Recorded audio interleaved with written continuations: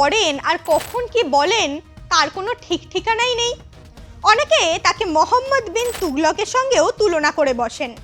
শুল্ক যুদ্ধের অজুহাতে এবার কি তিনি ভারতের প্রধানমন্ত্রী নরেন্দ্র মোদীকেও অপহরণ করতে পারেন? শুনতে অবিশ্বাস্য লাগছে, তাই না? কিন্তু ঠিক এই প্রসঙ্গটাই প্রকাশ্যে তুলে ধরে তীব্র রাজনৈতিক বিতর্কে আগুন লাগালেন কংগ্রেস নেতা ও মহারাষ্ট্রের প্রাক্তন মুখ্যমন্ত্রী পৃথ্বীরাজ চৌহান। ভেনেজুয়েলার সাম্প্রতিক রাজনৈতিক ও সামরিক ঘটনার সঙ্গে ভারতের তুলনা টেনে তার এই মন্তব্য ঘিরে শুরু হয়েছে দেশ জুড়ে শোরগোল। সোশ্যাল মিডিয়ায় কটাক্ষের ঝড় আর রাজনৈতিক মহলে তুমুল চাপানুতর। ঠিক কি বলেছেন Prithviraj Chauhan? Elected president has been kidnapped and taken to another country. You may not like the policies. America is always fighting the left political thought. So that may be so, but do you have a right to kidnap an elected president? I think the UN Security Council will debate exactly the same point. It's a very grave concern that tomorrow it can happen to any other country. Tomorrow it can happen to India. If you allow one country to the hegemon to have its will in international affairs, I think we are going for a very dangerous kind of a territory. India has not spoken as usual,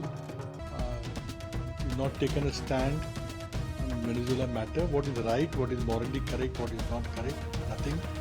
Russia, China have taken a stand and criticized what America has done.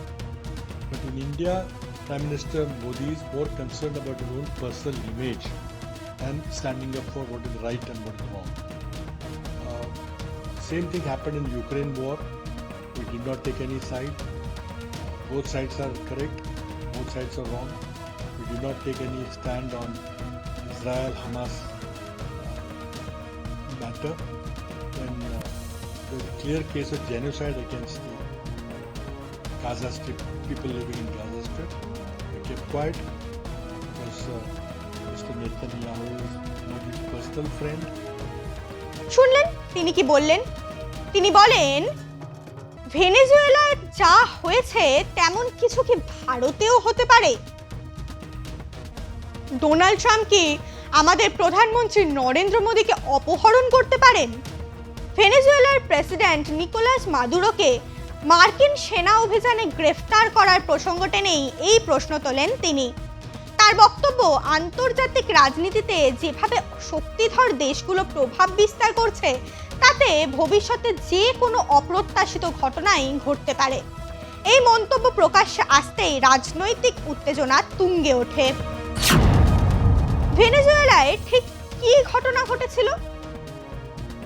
ভেনেজুয়েলায় আচমকা গত শনিবার অভিযান চালায় মার্কিন সেনা।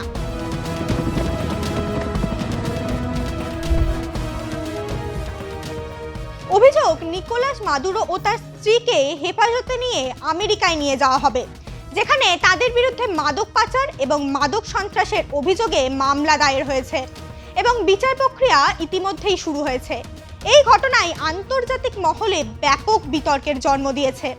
অনেকে প্রশ্ন তুলেছেন, এই সার্বভৌম দেশের প্রেসিডেন্টকে এভাবে গ্রেফতার করা আন্তর্জাতিক আইনের পরিপন্থী কিনা। এই প্রেক্ষাপটেই ভেনেজুয়েলার উদাহরণ টেনে ভারতের প্রসঙ্গ তোলেন পৃথ্বীরাজ চৌহান। শুল্ক যুদ্ধ নিয়ে চৌহানের অভিযোগ, শুধু নিরাপত্তা নয়, বাণিজ্য নীতি নিয়েও আমেরিকার বিরুদ্ধে কড়া আক্রমণ করেন চৌহান। তার অভিযোগ, আমেরিকা ভারতের উপর 50% শুল্ক চাপিয়েছে, যার ফলে ভারতীয় ব্যবসায়ীদের পক্ষে বাণিজ্য চালানো কার্যত অসম্ভব হয়ে উঠেছে। চৌহানের দাবি, সরাসরি নিষেধাজ্ঞা না দিয়ে শুল্ককে অস্ত্র হিসেবে ব্যবহার করছে আমেরিকা। এর ফলে ভারতীয় অর্থনীতি চাপে পড়ছে, ব্যবসায়ীদের বিকল্প বাজার খুঁজতে বাধ্য হতে হচ্ছে। এই প্রসঙ্গ টেনেই তিনি প্রশ্ন তোলেন, আজ শুল্ক, কাল কি আরো বড় কোনো পদক্ষেপ? সোশ্যাল মিডিয়ায় কটাক্ষের ঝড়।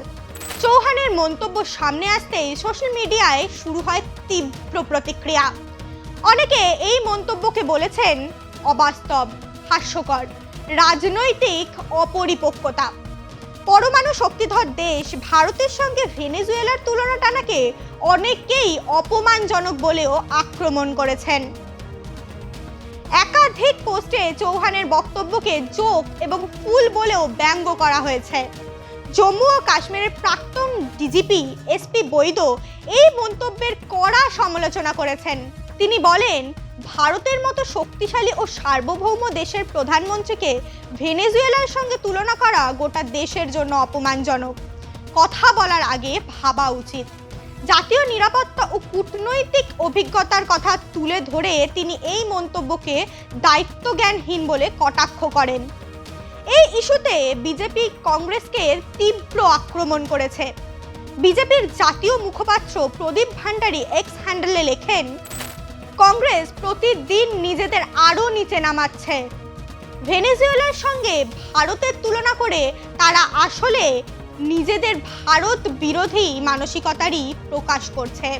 তিনি আরও দাবি করেন, রাহুল গান্ধী বিদেশি শক্তির হস্তক্ষেপ চাইছেন এবং দেশে অস্থিরতা তৈরির চেষ্টা করছেন। এই রাজনৈতিক বিতর্কের মাঝেই কংগ্রেস সভাপতি মল্লিকার্জুন খাড়গে একটি মন্তব্যে নতুন করে আগুনে ঘি ঢালে। একটি অডিও ক্লিপের প্রসঙ্গ টেনে তিনি বলেন, প্রধানমন্ত্রী মোদি নাকি ট্রাম্পকে খুশি করতে চান। ব্যঙ্গ করে খাড়গে বলেন, মিস্টার ইন্ডিয়া ছবির সংলাপ মনে পড়ে গেল, মোগাম্বো খুশ হুয়া। এই মন্তব্য নিয়েও শুরু হয় রাজনৈতিক তরজা।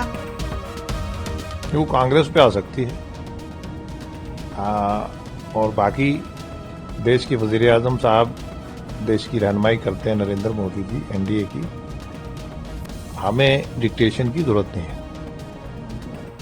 সব বিতর্কের মাঝেও সরকারি পরিসংখ্যান কিন্তু ভিন্ন ছবি তুলে ধরছে। নভেম্বর মাসে আমেরিকায় ভারতের রপ্তানি বেড়েছে 22.61%। চলতি অর্থবর্ষে এপ্রিল থেকে নভেম্বর পর্যন্ত মোট রপ্তানি বেড়েছে 11.38%, যার আর্থিক মূল্য প্রায় $59 বিলিয়ন। অর্থাৎ মার্কিন বিতর্ক থাকলেও, শুল্ক বিতর্ক থাকলেও বাণিজ্য পুরোপুরি থমকে যায়নি। ভেনেজুয়েলায় মার্কিন অভিযানের প্রেক্ষিতে পৃথ্বীরাজ চৌহানের মন্তব্য রাজনৈতিক মহলে বড় সড় বিতর্ক তৈরি করেছে। প্রশ্ন একটাই, এটা কি শুধুই রাজনৈতিক মন্তব্য নাকি এর পিছনে রয়েছে আরো বড় কোনো বার্তা?